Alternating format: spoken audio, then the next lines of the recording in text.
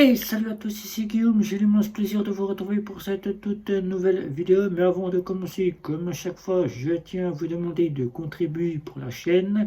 C'est pas une obligation, je le mets entre guillemets, mais si vous sollicitez contribuer, alors sous le titre de la vidéo, vous y trouverez un petit onglet magasin, une petite vignette qui ressemble à un sac.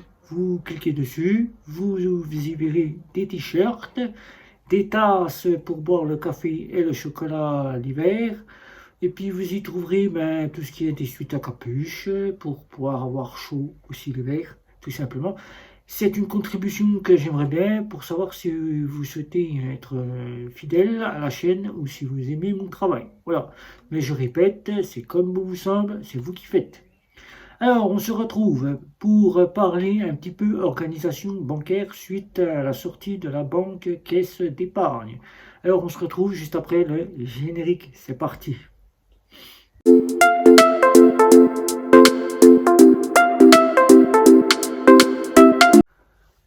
Il y a quelques jours, je vous avais annoncé que la caisse d'épargne, c'était au revoir la caisse d'épargne. Tout est acté, tout est en train de se faire avec la mobilité bancaire de chez ma French Bank, mais auquel ma French Bank, comme elle ferme ses portes, c'était la seule mobilité bancaire qui pouvait m'offrir une rapidité de fermeture de compte. Comme ma French Bank est encore accessible encore pendant ces quelques mois, jusqu'à que la banque postale puisse subvenir à la suite et nous dire ce qui en est, ma French Bank ne va être utilisée que pour la mobilité bancaire, puisque je vais donc, à la suite de la mobilité bancaire, reprendre les parties qui auront été affiliées dans mes organismes, c'est-à-dire mes créanciers qui auront eu le RIB de chez ma French Bank, les faire revenir là sur mon compte principal que vous allez voir à la suite, et dire ciao aussi à mon Frenchman qui aurait pu devenir mon compte principal. Alors aujourd'hui, je viens pour faire le point qui certains me demandent, es-tu sûr vraiment que ce que tu as choisi va être le choix qui sera le choix défini que tu vas prendre pour faire en sorte de dire au revoir à la caisse d'épargne puisque tu ne souhaites plus être à la caisse d'épargne. Il faut savoir que la caisse d'épargne, j'ai été mécontent. Petite vidéo que je vous ai fait. Je ne veux pas rentrer dans le vif du sujet, puisque la caisse d'épargne, c'est comme toutes les banques traditionnelles classiques. Maintenant, à notre époque, les banquiers jouent à leur avantage. Donc, quand vous revenez d'une fameuse banque en ligne, que vous la quittez parce que vous avez peur d'un crash, que vous souhaitez vraiment vous retourner dans une banque traditionnelle classique, et bien là, les banquiers, c'est quasiment leur avantage car ils n'aiment pas que les gens qui partent en banque en ligne reviennent dans leur banque. Et ça, on le voit, c'est comme ça maintenant, c'est eux qui décident, c'est plus vous les véritables clients, c'est plus vous les rois, voilà, comme je dirais. Alors ce dimanche, c'est un dimanche qui a été particulièrement une journée de repos pour moi, parce que je suis resté pleinement à la maison, je ne suis pas sorti, je n'ai pas été prendre l'air dehors, j'ai préféré me reposer puisque j'attends impatiemment des journées de vacances pour pouvoir me ressourcer car j'ai besoin de vacances. Avec le Covid qui m'est tombé dessus, la partie où je suis tombé malade, j'ai chopé une otite. La fatigue qui est là, puisque j'ai la fatigue du Covid, je suis en Covid long. J'ai encore la perte du nez, je n'ai plus d'odorat. Je reprends quelques odeurs, mais il faut que ce soit des odeurs véritablement fortes.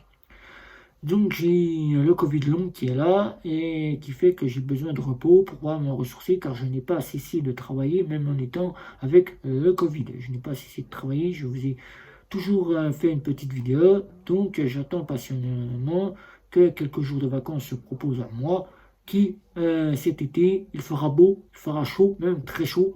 Alors pendant cette grosse chaleur, je préférais prendre des vacances pour pouvoir me mettre au frais, car être au chaud, bosser par une chaleur, ça va être insupportable. Donc il vaut mieux que je sois au frais en train de me reposer. Alors, ce dimanche a été une journée particulière où j'ai passé toute ma journée à revoir un petit peu ce qui pourrait prendre la suite de la caisse d'épargne, puisque je dis au revoir à la caisse d'épargne. Je vous avais parlé du compte nickel, puisque c'était la première solution que je visais. Mais le compte nickel, actuellement, j'ai subi beaucoup de parties ou de problématiques avec le compte nickel. Bien sûr, c'est pas des problématiques du genre fermeture de compte. Non, j'ai le compte qui a été rouvert depuis 2023. Il fonctionne très bien. Ce sont juste des parties où j'ai eu des problématiques. L'argent n'arrivait pas sur le compte en instantané. Il fallait attendre quelques heures. J'ai eu des problématiques où les conseillers étaient un peu, on sait, ils ne savaient pas ce qu'ils disaient.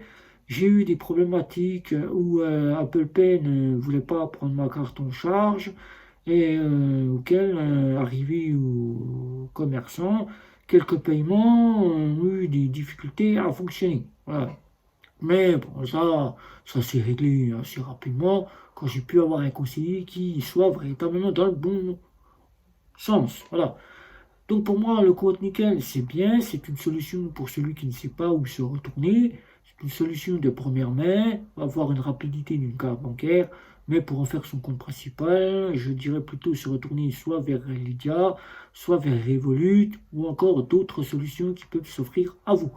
Lydia, c'est quasiment bien, mais je ne pense pas y mettre mes revenus chez eux en faire mon compte principal car je ne pense pas vraiment trouver mon intérêt dans cette banque. Bien que je l'apprécie, que je sois fan de Lydia, je n'y trouve pas mon intérêt car l'application n'est pas à mon goût. Une application qui n'est pas à mon goût, des conseillers qui ne sont pas vraiment, va dire, aux clients, voilà. Car souvent les conseillers, il faut batailler sur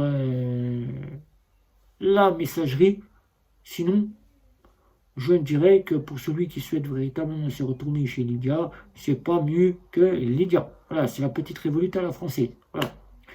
Donc pour moi, j'ai fait le tri de regarder un petit peu pendant 2 à 3 heures toutes mes vidéos que j'ai fait depuis le début. J'ai pas tout regardé les 800 vidéos, hein, parce qu'il y a plus de 800 vidéos. J'ai fait au moins une centaine de vidéos en accéléré, bien évidemment, puisque je n'ai pas tout fait quasiment tranquillement, hein. J'ai fait un accéléré parce que je ne voulais pas passer ma journée quasiment sur des vidéos, voilà. Et j'ai plus regardé les vidéos où je vous avais annoncé mon compte principal à chaque partie entière. Et bien là, vous allez voir que depuis samedi, j'ai réouvert un compte chez Vivid Money. Samedi, j'ai reçu un petit email que la banque, on va dire la fameuse partie carte prépayée que j'utilisais en carte prépayée de temps à autre, Junpay, petite carte prépayée qui était uniquement pour du prépayé, ferme ses portes et qui annonce à tous ses clients de se retourner vers Vivid Money. Bonjour Vivid Money. Je me suis dit, pourquoi pas revoir si tu peux rouvrir un compte chez Vivid Money puisque Junpay ferme ses portes. C'est donc que Vivid Money a été racheté par Junpay. Non, Vivid Money n'a pas été racheté par Junpay, ils ont juste simplement fusionné. Vivid Money étant plus avec la Solaris Bank depuis 2022, donc c'est la partie d'une autre banque qui a repris le système. C'était un service de financement pour tout ce qui est crypto-monnaie et trading qui a repris Vivid Money puisqu'ils ont obtenu l'agrément bancaire pour pouvoir fournir des comptes en banque. Donc maintenant, c'est avec cette partie-là que Vivid Money fait cette rentrée. Vous voyez le nom ici de la banque. Je n'ai pas tout en tête puisque pour moi c'est récent, Vivid Money. Voilà. Donc cette partie-là a racheté Vivid Money. Et Vivid Money a donc un IBAN qui est revenu nouveau puisqu'ils ont changé d'IBAN, un IBAN allemand. Et Vivid Money, j'ai pu donc revoir un petit peu leurs changements qui ont en une après-midi. Mon samedi après-midi a été considéré, a été quasiment passé sur Vivid Money. J'ai pu faire quelques paiements avec la carte virtuelle. J'ai pu synthétiser, comparer et revoir un petit peu jusqu'à maintenant, depuis 2020 jusqu'à maintenant, Vivid Money. Et Vivid Money, niveau application, niveau offre, ils ont revisité. Mais niveau application, ils sont restés les mêmes. Ils n'ont pas évolué. L'application est vraiment de qualité. Ça, on peut le dire, merci Vivid Money, ne changez rien, votre application est de qualité. Une offre qui est bien centrée, propre, Même s'il n'y a pas d'épargne, même s'il n'y a pas d'assurance, même s'il n'y a pas tout ce que peut fournir Revolut, Vivid Money est considéré comme étant l'équivalente à Revolut. Voilà. Donc moi, ça m'a émerveillé, ça m'a stupéfait de pouvoir réouvrir un compte chez Vivid Money, qui depuis 2022 était donc fermé aux Français. À l'annonce de Jumpay, on peut réouvrir des comptes, puisque Jumpay n'existe plus, on peut réouvrir des comptes chez Vivid Money. Et je me suis dit, eh bien, puisque tu as passé une bonne petite journée avec Vivid Money, que tu en es très satisfait, que tu as quitté parce que tu commençais à être agacé de leurs petits points de notification push sur le trading, notification push sur le parrainage, et qu'il il n'y a plus cela, eh bien, je me suis dit, puisque tu étais satisfait en 2022 et que tu en voulais pleinement en faire ton compte principal, et bien là, ça s'offre à toi, n'hésite pas, fonce, car là, vraiment, tu as quelque chose de nouveau, de neuf, de récent, de propre, avec une qualité niveau application, fonce, même si tu n'as pas les options d'assurance, et si tu n'as pas les options de coffre pour épargner, si tu n'as pas les options pour, eh bien, fonce quand même, ouvre-toi un compte et fais-en ton compte principal. Eh bien, Vivid Money devient mon compte principal. À part entière, j'ai pu avoir le service client qui m'a été vraiment compétent. Là, vraiment, c'est vraiment la compétence même. Il répond à toutes vos demandes, sans aucune partie entre-temps de vous dire qu'est-ce que vous dites, qu'est-ce que vous voulez. Je ne comprends pas vos questions. Non, ils ont été vraiment compétents dans tout le domaine auquel j'ai pu leur poser toutes mes petites questions. Je me suis même excusé de les avoir importunés pendant des heures et des heures. Ils n'ont pas été regardants, ils m'ont même dit que c'était même vraiment parfait de les avoir sollicités pour avoir toutes les questions que je me posais. Et vraiment, ils ont été vraiment en bonne envergure. Donc, les avis que j'ai pu voir aussi sur Trustpilot m'ont aussi donné satisfaction. Voilà. Donc, c'est pour cela que je me suis décidé à me dire, qu'est-ce qu'il parle? Tu lui dis au revoir. Tu as fait le tour entre Bunk, tu as fait le tour entre Revolut, tu as fait le tour entre N26. Ben maintenant, tu as fait ton choix, tu as vraiment ce que tu recherchais. Voilà. Qui dit qu'en 2025, tout peut se passer, on ne sait jamais. Quand on est dans une banque, on ne peut pas se dire pleinement, on va y rester des années. Ça, on ne peut pas se le dire. Un jour ou l'autre, qui sait? Le conseiller n'est plus en bon terme, la banque ne nous satisfait plus, on a une fermeture de compte ou un blocage de compte, ben là, on se dit, il faut bien se trouver une autre solution. Et bien 2025, ça sera l'année de décision. Pour l'instant, c'est Vivid Money. Alors, puisque je vous annonce Vivid Money pleinement mon compte principal, je vous ai annoncé qu'il n'y avait pas que Vivid Money. Voilà. Je suis aussi multi-bancarisé, puisque je ne vais pas rester qu'avec Vivid Money pour pleinement utiliser que Vivid Money en compte principal. Je suis multi-bancarisé au cas où les prélèvements bancaires de chez Vivid Money, puisque c'est un IBAN français, ne passent pas. Eh bien, il y en a. J'en ai. J'ai Bouygues Télécom qui ne passe pas, c'est le seul.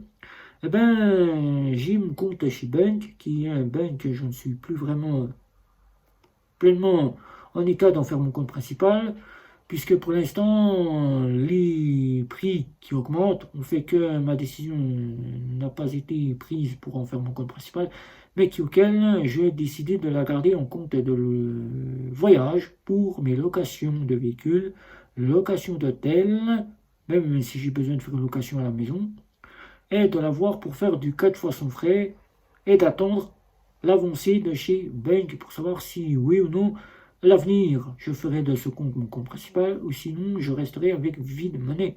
Voilà. Donc Bank, mon compte secondaire pour les voyages de location de véhicules, location d'hôtel et tout ce qui est du 4 fois sans frais.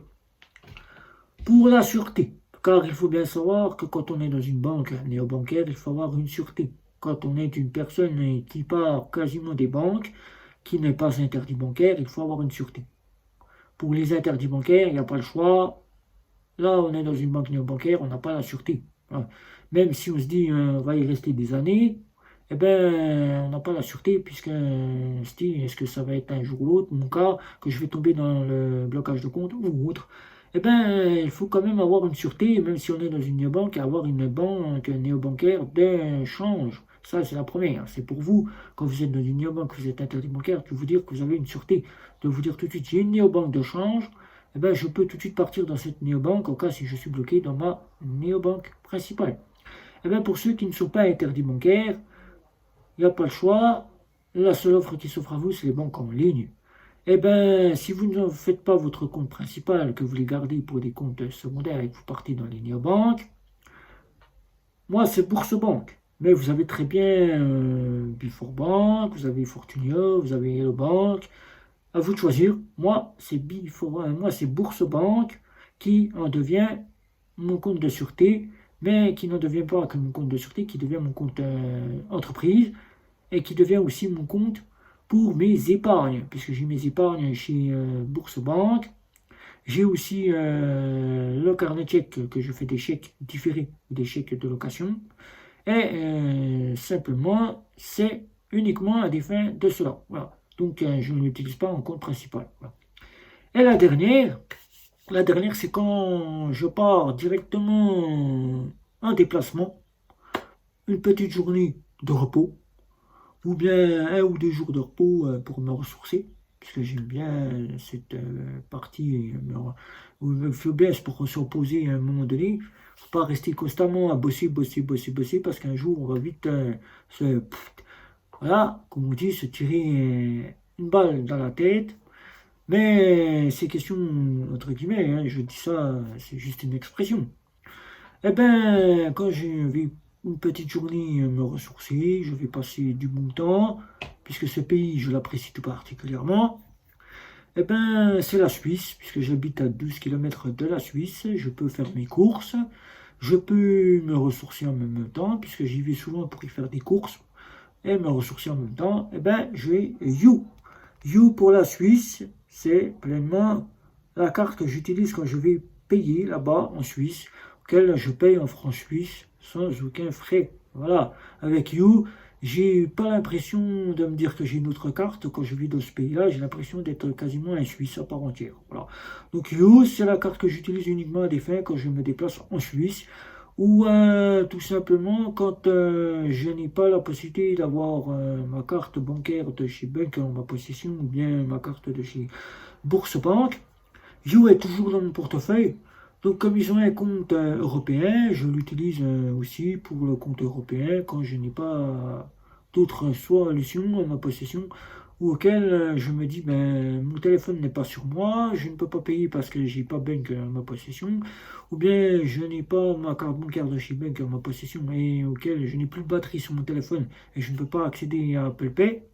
Eh ben, j'ai You qui est là pour le compte européen à des fins de cela. Voilà. Mais sinon, c'est uniquement à des fins de payer en Suisse pour pleinement me dire que je n'ai pas besoin d'avoir de la multidevise, qui, on sait que la multidevise, chez Vivid Monnaie, ça peut coûter des frais. Voilà. Mais à tester. Voilà. Pour l'instant, puisque je suis pleinement en compte principal et on teste. Voilà. Donc voilà, ça va à peu près tout. Maintenant, je vous ai fait le tour de tout ce qui pouvait considérer être mon compte principal, puisque maintenant mon choix a été fait. J'ai passé mon petit dimanche à rien qu'à faire cela, et en passant mon petit dimanche en faisant rien que cela, ben, je me suis remis en question, et je me suis dit, ben, puisque tu as une communauté qui t'a proposé des solutions pour que tu puisses faire ton compte principal, à toi de mettre tout ça à plat, de voir aussi les solutions que tu as voulu mettre en place et qui pour toi ben, ne se sont pas faites, et auquel tu aurais bien voulu le faire, mais il te manque beaucoup de choses, et auquel les solutions que te proposaient les clients, je parle mes abonnés, et ben en combinant tout ça, fais ton choix, et mets-toi fixe. Et ben c'est fait, Vivid Monnaie, c'est pleinement mon compte principal. Voilà. Donc, si vous avez des questions, n'hésitez pas. Un petit like, un petit abonnement, les réseaux sociaux, c'était Guillaume, ciao ciao ciao.